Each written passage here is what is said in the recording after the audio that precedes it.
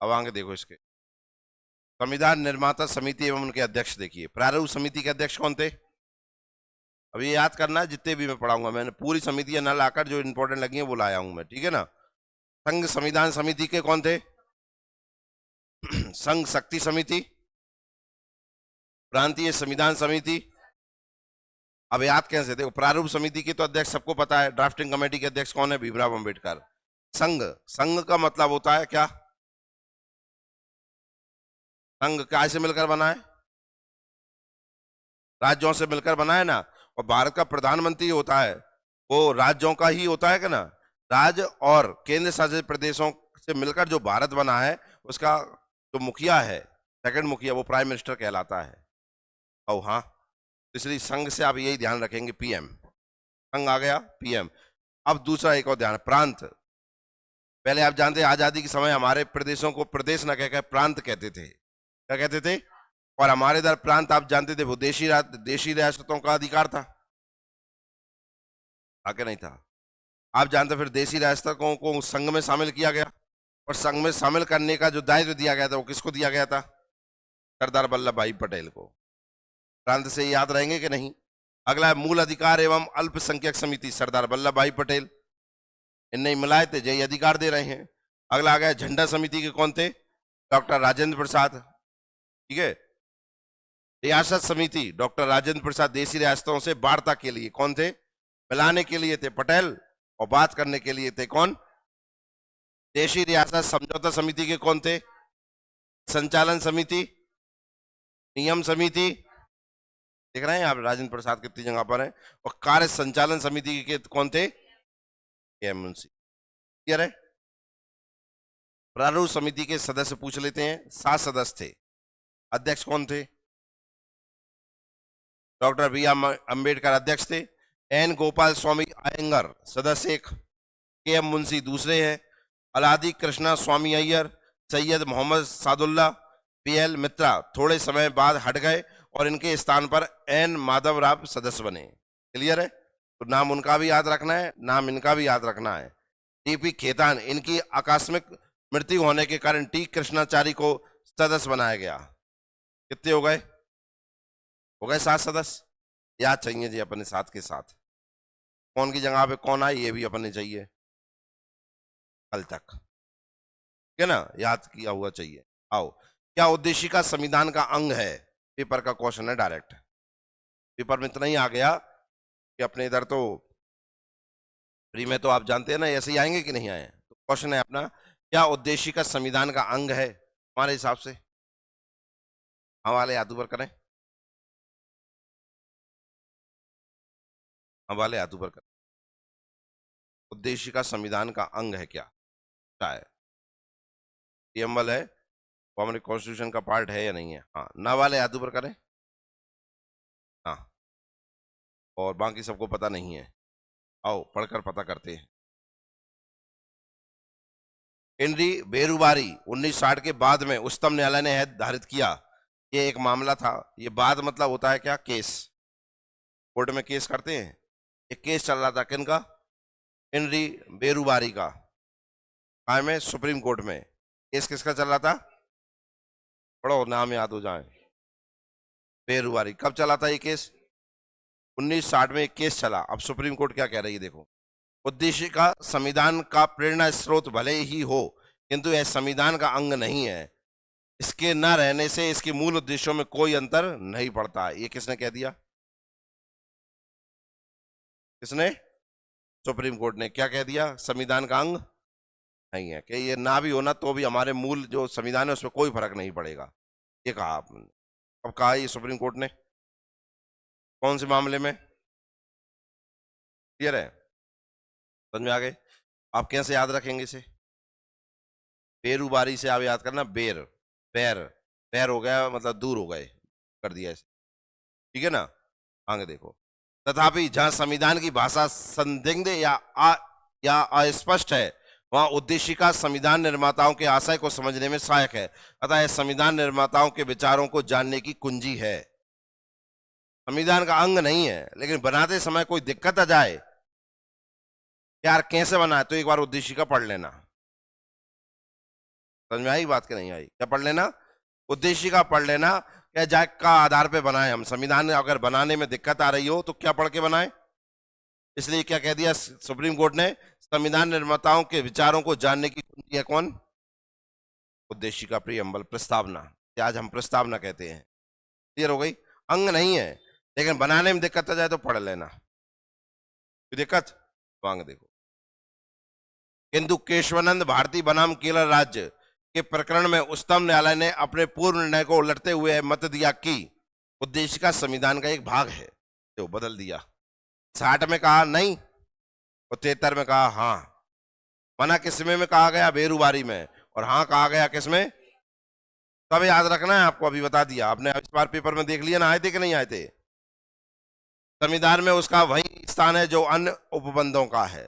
जैसे आर्टिकल का स्थान है, अनुसूची का स्थान है, वैसे ही उद्देशिका का स्थान है।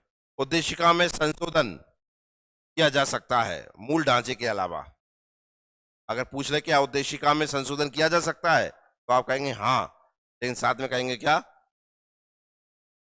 जैसा मकान है अपना, उधर पे खड़ा है, आप उसे अंदर कैसा भी बनाना चाहे बना सकते हैं कि नहीं? क्या इसके मूल ढांचे में परिवर्तन कर देंगे? जा पहले अरे हटा दें कहीं यार, तो बेकार लग रहा। मूल ढांचा कहाँ जाएगा? ये पिलर थोड़े बबगले खिसक जाते, क्लास और अच्छी हो जाती। मूल ढांचे में परिवर्तन आ रहा है, छत थोड़ा सा और ऊपर हो जाए, मूल ढांचे में परिवर्तन। यहाँ कर लेंगे, करके बताइए। लेकिन क्लास के अंदर जब व्यवस्था जाए चेंज कर सकते हैं कि नहीं कर सकते हैं? हाँ या ना? इसलिए कहा है सुप्रीम कोर्ट ने, क्या उद्देशिका में संशोधन किया जा सकता है, लेकिन संविधान के निर्वचन में उद्देशिका का बहुत बड़ा महत्व है। उद्देशिका न्याय योग नहीं है, अर्थात इसके आधार पर कोई निर्णय नहीं दिया जा सकता। ये भी ध्यान रखना। उद्देशिका पढ़ के न्याय नहीं किया जाएगा। न्याय तो आर्टिकल के थ्रू दिया जाता है कि नहीं? उद्देशिका पढ़ के थोड़ी दिया जाता है। क्लियर हो गया? ये किसने कहा? कौन से केस में? बनाम केरल राज्य। कब हुआ था? तो 60 में कहा ना और 73 में कहा हाँ। आगे देखो, जस्टिस रामास्वामी ने पूर्व के निर्णय को खारिज करते हुए एसआर बॉम्बई बाद 93 में कहा कि प्रस्तावना संविधान का अभिन्न अंग है। सरकार का प्रजातांत्रिक स्वरूप, संघीय संरचना, राष्ट्रीय एकता और अखंडता, धर्मनिरपेक्षता, समाजवादी स्वरूप, सामाजिक न्याय, न्यायिक पुनर्वलोकन भी इसकी मौलिक संरचना में शामिल है। तो ये इतना इंपॉर्टेंट नहीं, क्योंकि इसमें भी यहां कहा गया है ना, न्यायमूर्ति हिदायतुल्ला, नाम तो सुना होगा। हाँ, ने गोलकनाथ बनाम पंजाब राज्य के प्रकरण में उद्देशिका को संविधान की मूल आत्मा कहा है। यहाँ कुंजी कहा था, अब कह दी क्या? मूल आत्मा। ध्यान रखना, आत्मा कहा है, क्योंकि हम आत्मा किसी और आर्टिकल को पढ़ते हैं कि नहीं? तो संविधान को या पूछ लें, प्रस्तावना को संविधान की आत्मा कहा है किसने? सुप्रीम कोर्ट ने कहा है। और कौन से उनने कहा है? हिदायतुल्ला ने। यद्यपि डॉक्टर भीमराव अंबेडकर के अनुसार संविधान की आत्मा संवैधानिक उपचारों का अधिकार अनुच्छेद 32 है। अंबेडकर ने आत्मा इनको कहा है और सुप्रीम कोर्ट ने आत्मा किसको कहा है? उद्देशिका को। इंपॉर्टेंट हो गया ना? आगे देखो, पुनः के एम मुंशी ने, मतलब दोबारा से के एम मुंशी ने उद्देशिका को राजनीति, जन्मपत्री, पॉलिटिकल और स्कोप संज्ञा प्रदान की। जन्म कुंडली, हमारे संविधान की जन्म कुंडली कौन है? उद्देशिका। कहने वाले कौन थे? इंपॉर्टेंट चीजें मिल रही है कि नहीं, ये ध्यान रखना है हमें। सुभाष कश्यप ने उद्देशिका के महत्व को रेखांकित करते हुए कहा कि संविधान शरीर है तो उद्देशिका उसकी आत्मा है। उद्देशिका आधारशिला है तो संविधान उस पर खड़ी अट्टालिका है। ये किसने कहा है? सुभाष कश्यप ने। क्लियर हो गया? ये कथन जो है ये भी पीएससी पूछता है, बात यही मिलता है। आप जानते तो इनको ध्यान में रखना, क्योंकि इसमें क्या फंसता नहीं है वो, क्योंकि पीएससी हमेशा फंसा ही रहता है, इनमें नहीं फंसता है। भारतीय संविधान की विशेषताएं देखिए। अब मैं महसूस करता हूं कि भारतीय संविधान व्यावहारिक है, इसमें परिवर्तन की क्षमता है और इसमें शांति काल तथा युद्ध काल में देश की एकता को बनाए रखने का भी सामर्थ्य है। वास्तव में मैं यह कहना चाहूंगा कि यदि नवीन संविधान के अंतर्गत स्थिति खराब होती है तो इसका कारण यह नहीं होगा कि हमारा संविधान खराब है, वरन हमें यह कहना होगा कि मनुष्य खराब है। डॉक्टर अंबेडकर ने कहा है। कैसे बनाया होगा संविधान? भविष्य में जब भी देश में कोई खराबी आएगी तो संविधान खराब नहीं है, वहां के लोग ही खराब हो जाएंगे, पर संविधान खराब नहीं होगा। ये किसने कहा है? सोच के देखिए आप कितने इंटेलिजेंट लोग होंगे और कितना सोच समझ के बना होगा। भारत का संविधान अनेक दृष्टियों से एक अनूठा संविधान है। उसकी अनेक विशेषताएं हैं जो विश्व के अन्य संविधानों से अलग उसकी पहचान बनाती है। भारत का संविधान विश्व का सबसे बड़ा लिखित संविधान है, सभी पता है, हाँ या ना? इसकी विशालता का सबसे प्रमुख कारण ये पूछता है, यह सबसे इंपॉर्टेंट पॉइंट कि भारत के संविधान का विश्व का सबसे बड़ा संविधान होने का मेन कारण क्या है, तो क्या कहेंगे आप इसे? आपसे पूछेंगे विश्व का सबसे बड़ा संविधान, बच्चों का प्रश्न, कह देंगे भारत का। लेकिन भारत का संविधान विश्व का सबसे बड़ा संविधान क्यों है, इसके पीछे कारण क्या बताओगे? तो आप कहोगे कहा 60 देशों की यात्रा करके लिखा है, कहेंगे तो मेन कारण जो लिखा है, केंद्रीय तथा प्रांतीय दोनों सरकारों के गठन तथा उनकी शक्तियों का विस्तृत वर्णन है इसमें। क्लियर है? अब आपसे ये भी पूछेंगे सबसे छोटा संविधान किस देश का है? देश का है?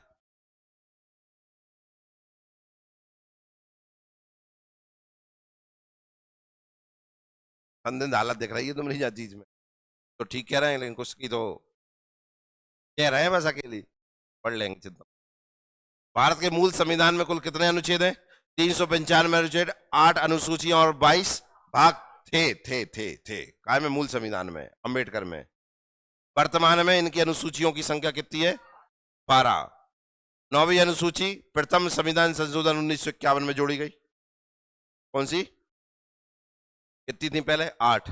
12 करना है ना, 9 10 11 और 4 कब कब जुड़ी? 9वीं कब जुड़ी? 10वीं अनुसूची 52 में संशोधन 85 में। 11वीं अनुसूची 73वें संशोधन 92 में, और 12वीं अनुसूची 74वें संशोधन 92 द्वारा संविधान में जोड़ी गई। ठीक है, 8 तो कब जोड़ दी थी अम्बेडकर जी ने? 50 में जोड़ के ही नहीं थी। 9वीं कब जोड़ी? 9वीं कब जोड़ी? 10वीं कब जोड़ी? 85 में। और 11वीं और 12वीं एक ही समय में जुड़ी, कब? 92। क्लियर हो गई? चारों अनुसूचियां कब जुड़ी समझ में आ गई? पेपर में पूछ सकता है 9वीं कब जोड़ी गई थी? हाँ, 9वीं कब जोड़ी गई? 51 में 9वीं। 10वीं, 11वीं और 12वीं दोबारा से। 9वीं कौन सा संशोधन में जोड़ी गई? 9वीं पहले संशोधन में, पहला अमेंडमेंट जो हुआ था, ठीक है ना। 10वीं 52 में 52, ठीक है ना। 73 पूछ लिया यार। 12वीं अनुसूची का कौन से संशोधन में? 74वें। और 11वीं 73वें में, ठीक है ना। 73वां संशोधन और ये आगे देखो। किंतु संविधान के भागों और अनुच्छेदों में संशोधन मूल संख्या में कोई परिवर्तन ना करते हुए किया गया, अतः आज भी अंतिम अनुच्छेद मूलतः 395 भाग 22 ही है, किंतु गणना की दृष्टि से वर्तमान में अनुच्छेदों की संख्या 465 एवं भाग 25 है। ये आपको याद रखना है। अगर आ जाए वर्तमान में अनुच्छेदों की संख्या कितनी है, आर्टिकल कितने हैं और भाग 25। लेकिन हम चाहते हैं कि मूल संविधान ऐसा कैसा बना रहे, जैसे हम आज भी कहते हैं क्या, 395 अनुच्छेद और 22 आ गए, ठीक है। लेकिन गणना की दृष्टि से आ जाए कि अगर हमें काउंटिंग करनी है तो कितने आर्टिकल मिलेंगे और भाग कितने मिलेंगे? 25। अभी याद रखना है, क्वेश्चन ऐसे आएगा, वर्तमान में गणना की दृष्टि से अनुच्छेदों की और भागों की संख्या कितनी है? कितनी कितनी है? अमेरिका के संविधान में केवल 7, कितने? 7। विश्व का सबसे छोटा लिखित संविधान कनाडा के संविधान में 147, ऑस्ट्रेलिया के संविधान में 128 और अफ्रीका के संविधान में 253 अनुच्छेद हैं। लो, अमेरिका के में कितने होंगे? 7। अच्छा कॉन्स्टिट्यूशन होगा यहाँ का, ऐसा ही कॉन्स्टिट्यूशन हम ना होता 7, सबको याद करके फेंक देते। आपने जहां भरता है कितने? 395 कितने? अब करते रहो याद। सर आइवर जेनसिंग ने भारतीय संविधान को विश्व का सबसे बड़ा एवं विस्तृत संविधान कहा है। क्लियर है ना? किसने कहा है? क्योंकि तुम तो थे नहीं उस समय पेज गिनने के लिए, तो कौन ने गिन के बताए? आइवर जेनसिंग ने। सबसे बड़ा कौन सा संविधान है भारत का? ये कहने वाला कौन था, याद रहेगा? अरे विवेकानंद जी। अब विश्व का प्रथम पंथ निरपेक्ष राष्ट्र कौन है? अब यहाँ फैक्ट ही फैक्ट मिलने वाले हैं सारे, ठीक है ना? क्या बोल रहा हूं? विश्व का प्रथम पंथ निरपेक्ष सेकुलर नेशन कौन सा है? संयुक्त राज्य अमेरिका है। हमारे देश को भी हम कहते हैं ना, कहते हैं चार कछू तो कह लो आप। पंथ निरपेक्ष का मतलब लिखा है पंथ निरपेक्ष।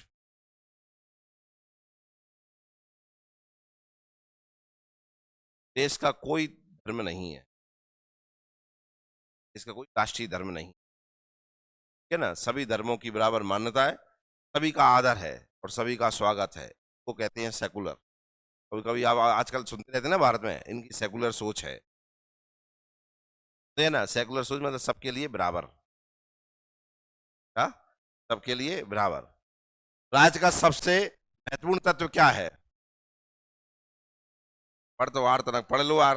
आंसर तुम दे दो, क्वेश्चन में कहता रहूं, नहीं तो क्वेश्चन आंसर मैं ही बोल लूंगा, तुम सुन लो तब तक, मेरा काम कर लेता हूं तब तक। अगर बोलने में कष्ट आ रहे हो, नींदें आ रही हो तो, आ रही हो तो मैं ही बोल लूंगा, कोई दिक्कत है। मुंह नहीं आ रही, नींद नहीं आ रही है, हो जाओ। संविधान की उद्देशिका में अब तक कितनी बार संशोधन किया गया है? 1976 में। ठीक है। भारत एक गणतंत्र है, इसका क्या अर्थ है? निर्वाचित होगा, ठीक है ना? भारत में संप्रभु कौन है? हम भारत के लोग, ठीक है ना? संप्रभु मतलब भारत की सत्ता किसके हाथ में है? अपने हाथ में है। वो तो हम घबरा जाते हैं, हनुमान जी हैंगे, हम भूल जाते हैं। एक ही दिन याद आता है जिस दिन वोट डलती है, बदन भी हमें पागल बना देते हैं बोल बोल के।